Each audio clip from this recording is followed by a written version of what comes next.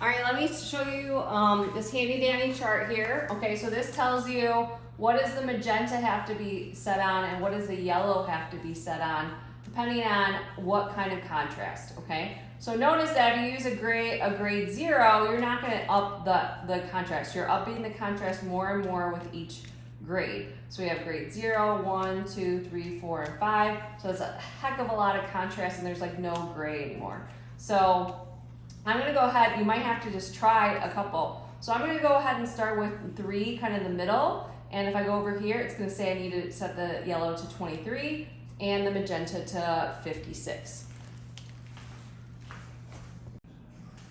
All right, guys, let's take a look at my first print. So this was with correct exposure. I did my test print and I determined that I needed to expose this for 4 seconds. So that's 4 seconds.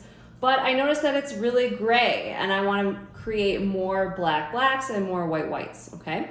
So this is another print that I did with a filter. So we can do it 2 ways in here, okay? The first is, the one way we can do it is with the yellow and the pink filtration system right here. So on the right here, I would switch it to filtration, saying that I'm gonna be using the filters in here. And you're probably like, well, I don't know what numbers that I should do, okay? So I have a handy dandy chart on the wall and that will tell you, oh, okay, I need to put in 26 yellow and 12 pink, okay? And that is creating that contrast and then you expose it for the same amount of time, okay? You decide how much contrast that you want. Between 00 and 3, you would expose it for exact same 4 minutes. When you want more, a higher stage 4, 5, then you need to double the time. So then I put the filtration system on. Oh, I'm really cranking this up over here. And it says I need to do 50 and 30 and I need to double the exposure time. So now I gotta come over here and I gotta change it to 8 seconds instead of 4 seconds because I'm getting those heavier filters. It's just gonna take longer to expose.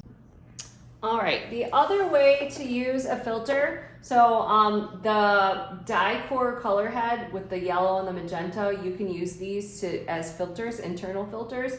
Otherwise, with the other ones, the variable contrast head, you're gonna have to use the filter holder underneath to hold the filter and place it between the light, the lens, and the exposure, okay? So I have 2 of these sets. These sets are very expensive. Please do not lose these. They're like $130 each, so they're like $20 a filter. So I'm gonna open this up and I'm gonna look for 3, filter 3, it says 3 on it, and I'm gonna place this right here. And with it on, it's on focus right now. You just can't see it because I have the lights on, but you'll see that it will turn a little bit more pink.